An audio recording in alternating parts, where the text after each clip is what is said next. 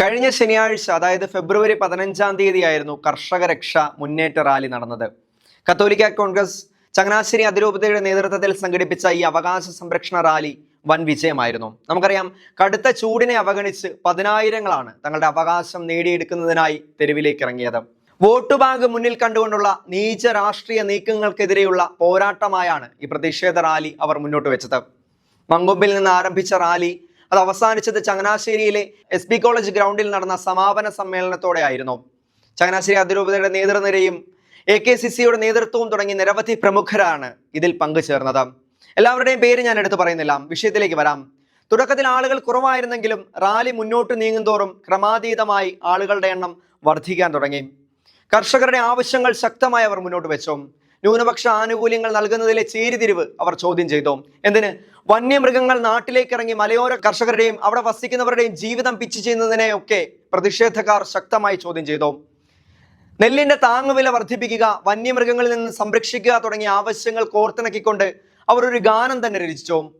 റാലിയിൽ ഉടനീളം അത് മുഴങ്ങിക്കേട്ടു. ഓർക്കണേ, ഒന്നും രണ്ടുമല്ല, ഏതാണ്ട് 16 കിലോമീറ്ററാണ് പൊരിവെയിലത്ത് തെരുവിലൂടെ ആളുകൾ നടന്നു നീങ്ങിയത്. രാഷ്ട്രീയ അധികാര വർഗങ്ങൾക്ക് ഒരു ശക്തമായ താക്കീത് തന്നെയായിരുന്നു അത്. എന്തൊക്കെ അടിച്ചമർത്തലുകൾ നേരിട്ടാലും ജനങ്ങൾ ശബ്ദിക്കില്ല, തങ്ങളുടെ അവകാശങ്ങൾ സംരക്ഷിക്കാൻ തെരുവിലിറങ്ങില്ല എന്ന് കരുതിയ ഭരണപക്ഷത്തിനും തങ്ങളുടെ പിൻബലമില്ലാതെ അവർക്കൊന്നും ചെയ്യാനാവില്ല എന്ന് കരുതിയ പ്രതിപക്ഷത്തിനുമേറ്റ ശക്തമായ പ്രഹരം തന്നെയായിരുന്നു ഈ പ്രതിഷേധ റാലി വൻ വിജയമായിരുന്നു. ജനങ്ങൾ അത് ഏറ്റെടുത്തു. ഇതിന്റെ സംഘാടകരുടെ മാനവ സ്നേഹവും സമുദായ സ്നേഹവും ഒക്കെ സാധാരണ മനുഷ്യർ തിരിച്ചറിയുമ്പോൾ സാധാരണക്കാരുടെ പക്ഷത്ത് നിന്ന് ചിലത് കൂടി കൂട്ടിച്ചേർക്കാനുണ്ട്. ഈ നാട്ടിലെ സാധാരണക്കാരന്റെ ശബ്ദമായി ഞാൻ പറയട്ടെ, നിങ്ങൾ കാണിക്കുന്ന ഈ കരുതൽ എപ്പോഴും ഞങ്ങൾക്കൊപ്പം ഉണ്ടാവണം. നിങ്ങൾക്കൊപ്പം നിരത്തിലിറങ്ങിയാൽ ജീവിതത്തിൽ പിടിച്ചു നിൽക്കാൻ പറ്റുമെന്ന ഒരു പ്രതീക്ഷ, ഒരു വിശ്വാസം ഞങ്ങളിൽ ഉണ്ടായി എന്നതിന്റെ തെളിവാണ് കേവലം 300 വീടുകൾ മാത്രമുള്ള കുട്ടനാട്ടിലെ ചില പ്രദേശങ്ങളിൽ നിന്നും 3 ബസ്സിന് ആളുകൾ എത്തി എന്നുള്ളത്. കുട്ടനാട്ടിലെ നെൽകർഷകരും മലയോരത്തെ റബ്ബർ കർഷകരും ഒക്കെ അക്ഷരാർത്ഥത്തിൽ കൊതിച്ചുപോയി. മറ്റൊരു കാര്യം തുറന്നു പറയട്ടെ, റാലിയിൽ പങ്കെടുത്തവർ അച്ചടക്കം, ആത്മാർത്ഥത, അർപ്പണം എന്നിവയൊക്കെ കൊണ്ട് വിശ്വാസ സമൂഹമാണെന്ന് തെളിയിച്ചു. കള്ളു കുടിച്ച് കൂത്താടാൻ വന്ന ഒരാളെ പോലും അവിടെ കാണാനിടയായില്ല. തികഞ്ഞ അച്ചടക്കമുള്ള നമ്മുടെ കർഷക വിശ്വാസ സമൂഹം. ഞങ്ങൾ കൊതിച്ചു. ഞങ്ങളുടെ അവകാശങ്ങൾ നേടിയെടുക്കുന്നതിലേക്ക് ഈ 16 കിലോമീറ്റർ ഒരു ദൂരമേ അല്ലെന്ന് ഞങ്ങൾ വിശ്വസിച്ചു. ഞങ്ങളെ കൊതിപ്പിക്കാൻ ഇടവന്നിട്ടുണ്ടെങ്കിൽ, ഞങ്ങളുടെ വിശ്വാസം പിടിച്ചു പറ്റിയിട്ടുണ്ടെങ്കിൽ അത് യാഥാർത്ഥ്യമാകുന്നത് വരെ ഭാവി പരിപാടികൾ ആസൂത്രണം ചെയ്യാനും സാധിക്കണം. ഇതൊരു അഭ്യർത്ഥനയാണ്, സാധാരണക്കാരന്റെ മനസ്സാണ്.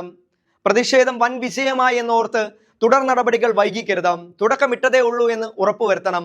അത് ഞങ്ങളെ ബോധ്യപ്പെടുത്തണം. പ്രതീക്ഷയോടെ പൊരിവെയിലത്ത് കൂടെ ഇറങ്ങി വന്ന കർഷകരും അവരുടെ സ്വപ്നങ്ങളും പാതി വഴിയിൽ നിന്നു പോകരുത്. എന്ത് പറഞ്ഞ് ഞങ്ങളെ തെരുവിലിറക്കിയോ അതൊക്കെ നേടിയെടുക്കാൻ പാകത്തിൽ ഭാവി പരിപാടികൾ നിങ്ങൾ ആസൂത്രണം ചെയ്യണം. നിങ്ങൾ കത്തിച്ച ഈ തീ ആളിപ്പടരണം. ഇത് സാധാരണക്കാരന്റെ ശബ്ദമാണ്, ഞങ്ങളുടെ വേദനയാണ്.